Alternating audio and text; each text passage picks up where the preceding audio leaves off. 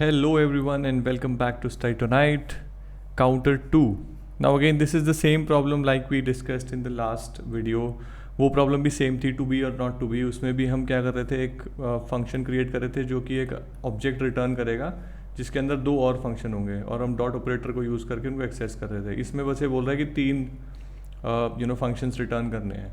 तो उसमें मैंने आपको प्रॉपरली ब्रेक डाउन करके दिखाया था कि एक फंक्शन के अंदर ट्रेडिशनल तरीके से आप फंक्शन कीवर्ड को यूज़ करके फंक्शन बनाएंगे.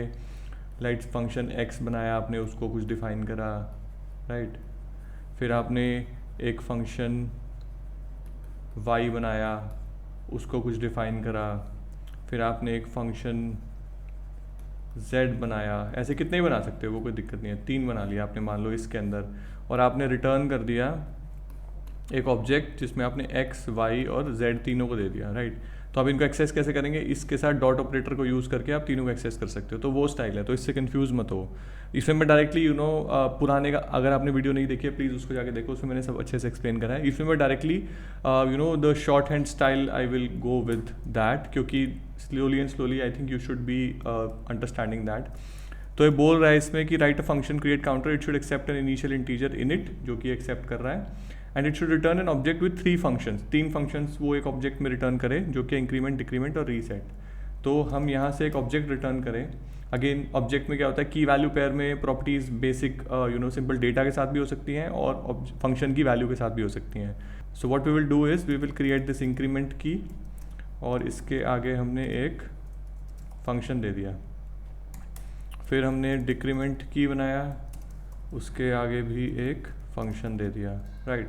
ये तो बेसिक स्ट्रक्चर है. और इन्होंने बोला रीसेट भी बनाओ, तो हमने रीसेट भी बना दिया और उसके आगे एक फंक्शन दिया. This is arrow function style. Anonymous function भी कर सकते हो, बट इसमें मैंने देखा है ऑल्दो ये देखो परफॉर्मेंस डिफरेंस मिनिमल होता है अगर आप एरो फंक्शन या दूसरा फंक्शन यूज़ करो. इसमें वेरिएबल्स वगैरह का उतना नहीं होता, दिस की बाइंडिंग नहीं होती, तो थोड़ा सा ये तेज़ चलते हैं. बट नॉर्मल फंक्शन भी आप यूज़ करोगे तो सही चलेगा.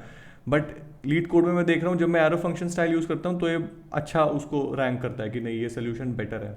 So let's stick with arrow function style. थोड़ा अगर आप उसको यूज़ करते रहोगे तो आपकी भी थोड़ी प्रैक्टिस बढ़ेगी, राइट. तो इसमें वो कह क्या रहा है, वो बोल रहा है इस इनिट पे हमें ऑपरेट करना है. हमें यहाँ पे तो कुछ लेना ही नहीं है एडिशनल वैल्यू, हमें इसकी इनिट वैल्यू पे ही ऑपरेट करना है. तो ये क्लोजर का फंडा होता है कि एक आउटर फंक्शन है, उसके अंदर इनर फंक्शंस हैं. तो आउटर फंक्शन के पास जो होगा, जैसे इनिट जो है आउटर फंक्शन का आर्ग्यूमेंट है, ये इसकी एक्सेस भी जो है वो इनर फंक्शंस के पास होती है. आउटर जो कंटेनिंग एनवायरनमेंट है उसमें जो भी हमने बनाया है वो सबको ये एक्सेस कर सकता है. तो यहाँ पे अगर मैं कोई और वेरिएबल भी बनाऊंगा उसको भी ये एक्सेस कर पाएंगे. That's how closures work. थोड़ा कन्फ्यूजन हो जाता है, कभी बार कन्फ्यूजिंग हो जाता है बिगनर्स के लिए, बट ठीक है. जब देखते रहोगे तो समझ जाओगे. पहली तीनों वीडियोज़ में मैंने उसके बारे में बात करी है, तो वो भी देख सकते हो, छोटी छोटी वीडियोज़ हैं. तो इसमें अब ये वैसे बोल तो रहा है डायरेक्टली इनिट पे ऑपरेट करने के लिए, तो आसान तरीके से अगर आप ऐसे सोचो तो आप बोलो यार इंक्रीमेंट करना है, मैं इसको इनिट प्लस प्लस कर देता हूँ, यहाँ पे इनिट माइनस माइनस कर देता हूँ, और यहाँ पे इनिट दे देता हूँ, राइट, सेम वैल्यू. बट इस तरीके से ये शायद चलेगा नहीं. Let me just try to run this. क्योंकि इनिट प्लस प्लस करेगा वो पोस्ट इंक्रीमेंट है, तो वो पहले ही आपको वैल्यू गलत दे देगा. जैसे आपने 5 दिया तो इंक्रीमेंट ने 5 ही दे दिया, उसने बाद में उसको इंक्रीमेंट किया. रीसेट आपका ठीक चला इस केस में, बट वो भी तुक्के से. रीसेट भी ठीक नहीं चला, खैर अच्छा नहीं, रीसेट ठीक चला क्योंकि उसने 5 ही रिटर्न कर दिया, और डिक्रीमेंट भी ठीक चला. बट ये थोड़ा तरीका गलत है इसमें, क्योंकि हमें रीसेट करना है बार बार. हमें वैल्यू को, मान लो कि उसने वो कॉल में कुछ भी भेज सकता है, मल्टीपल टाइम्स भी इंक्रीमेंट डिक्रीमेंट भेज सकता है. तो इंक्रीमेंट इंक्रीमेंट डिक्रीमेंट, या उसने 5 बार इंक्रीमेंट कॉल कर दिया, तो हमें there has to be some way जहाँ पे हम इनिट की जो वैल्यू है, जो इनिशियल वैल्यू है, उसको कहीं पे स्टोर करके रखें. और जब भी वो रीसेट करने के लिए बोले, चाहे उसने 100 बार इंक्रीमेंट चलाया, हम उसको दोबारा से वही इनिशियलाइज कर दें. अगर वो 5 से शुरू हुई है और 100 बार इंक्रीमेंट कॉल करें तो 105 होगी करंट वैल्यू. अब हमें उसको दोबारा 5 पे रीसेट करना है. तो इसका बेस्ट तरीका ये है कि हमें एक यहाँ पे टेम्प वेरिएबल बनाएं और उसमें इनिट की वैल्यू को रख लें इसकी. तो एक इनिशियल वैल्यू यहाँ पे स्टोर होगी, और इस टेम्प पे ही ऑपरेट करते हैं ना, जो मेन वैल्यू है उस पर, उसको क्यों छेड़े. तो यहाँ पे पहली चीज़ तो हमें पोस्ट इंक्रीमेंट करना होगा, सॉरी प्री इंक्रीमेंट करना होगा, ताकि पहले इंक्रीमेंट और फिर रिटर्न करें. 5 दिया है तो जैसे इंक्रीमेंट कॉल हुआ वो 6 कर दे. और सिमिलरली यहाँ पे भी प्री इंक्रीमेंट करते हैं कि जब जो भी वैल्यू आई उसको सीधा हमने पहले डिप्लीकेट किया, सॉरी उसको पहले हमने डिक्रीमेंट किया और फिर हमने उसको सीधा रिटर्न कर दिया. और रीसेट के केस में क्या होगा, हमने जो हमारा टेम्प है जिस पे हम एग्जीक्यूट कर रहे हैं सारी चीज़ें इंक्रीमेंट डिक्रीमेंट, उसको हमने इनिट के इक्वल कर दिया, right. Yup I think that should be fine. इसको रन करें अगर हम, ये चल जाएगा। राइट, केस 1 हो गया, केस 2 भी हो गया, मल्टीपल टाइम्स इंक्रीमेंट आया है, रीसेट पे दोबारा से हमने उसी पे इनिशियलाइज कर दिया। तो इस तरीके से ये हो जाएगा। आई थिंक आसान ही है, अगर आपने पहली 2-3 मेरी वीडियोस देखी हैं इस सीरीज़ की तो ये आपको आसानी से समझ में आएगा कि हमने किया क्या है। सबमिट करके देखते हैं। पिछली वीडियोस में आप देखोगे जो भी मैं यहाँ पे नॉर्मल ट्रेडिशनल तरीके से फंक्शन बना के सबमिट करता हूँ तो वो थोड़ा सा स्लो दिखाता है, एरो फंक्शन यूज़ करते हैं तो फास्ट दिखाता है, राइट।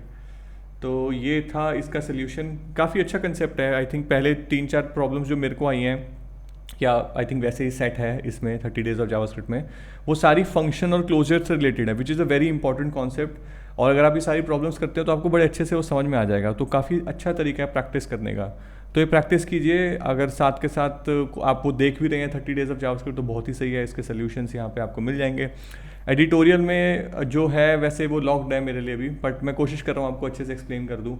सेकंड वीडियो में मैंने अच्छे से एक्सप्लेन किया था क्लोजर्स के बारे में। फंक्शंस थोड़े अच्छे से पढ़ो कि ट्रेडिशनल तरीके से कैसे डिफाइन करते हैं, एनोनिमस क्या होता है, एरो क्या होता है, क्लोजर्स क्या रहता है, फिर हाई ऑर्डर फंक्शंस क्या होते हैं, वो भी आएंगे शायद। आई थिंक होना चाहिए फंक्शंस को हम एज अ आर्ग्यूमेंट फंक्शन दे दें दूसरा, राइट। और या फिर फंक्शनल एक्सप्रेशंस क्या होते हैं, रेस्ट पैरामीटर्स क्या होते हैं, एक आर्ग्यूमेंट करके ऑब्जेक्ट होता है वो भी होता है। इसको आप डायरेक्टली एक्सेस कर सकते हो। इसमें एरे होता है, जैसे फंक्शनल अगर रेस्ट पैरामीटर में अगर हम इस तरीके से लिखें तो अगर ये इनिट जो आ रहा है इसको मैं यहाँ पे इनिट को ऐसे भी एक्सेस कर सकता हूँ, आर्ग्यूमेंट 0, क्योंकि फर्स्ट आर्ग्यूमेंट है। तो एक आर्ग्यूमेंट इंटरनल ऑब्जेक्ट होता है जिसके यूज़ करके भी हम आर्ग्यूमेंट को एक्सेस कर सकते हैं। तो काफ़ी सारी छोटी छोटी चीज़ें हैं जो आपको देखनी चाहिए। एरो फंक्शंस के बारे में पढ़ो कि एरो फंक्शन में डिफरेंस क्या है, इसमें दिस की बाइंडिंग नहीं होती।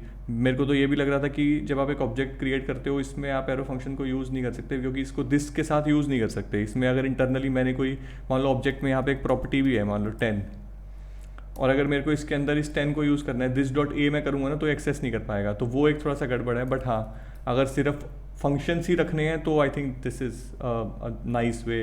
छोटा कोड हो जाता है और आसानी से आप लिख सकते हो। But any ways, so this was this problem, क्या नाम था इसका, counter second. I hope you like this video. अगर कोई कन्फ्यूजन हो तो प्लीज़ कमेंट सेक्शन में कमेंट करो, डिस्कस करते हैं यार। That's the purpose of this series. Discussion नहीं करेंगे तो सीखेंगे कैसे, राइट। तो कोई भी दिक्कत आ रहा हो, कुछ भी समझ में आ रहा हो कि यार क्या लिख दिया, तो पूछो, अब बात करेंगे। अगर चैनल को सब्सक्राइब नहीं किया है तो सब्सक्राइब करो। रिएक्ट जेएस की भी एक सीरीज़ है, बट उससे पहले जावास्क्रिप्ट सीख लो। जावास्क्रिप्ट सीखने के बाद रिएक्ट जेएस की मैंने पूरी सीरीज़ बनाई है। बिगिनर फ्रेंडली है, उसका एडवांस लेवल अभी मैं रिकॉर्ड करना स्टार्ट करूँगा, बट अभी बिगिनर वाला ही चल रहा है। गो लैंग्वेज की भी हिंदी में सीरीज़ है, और बाकी वीडियोज़ तो अगर आप फॉलो करते हो तो आपने देखी होंगी, नॉर्मलाइजेशन वगैरह का बना रखा है। तो या that's all about in this video. Thank you so much for watching this video. Subscribe कर लेना अगर नहीं किया तो। See you in the next video. Bye.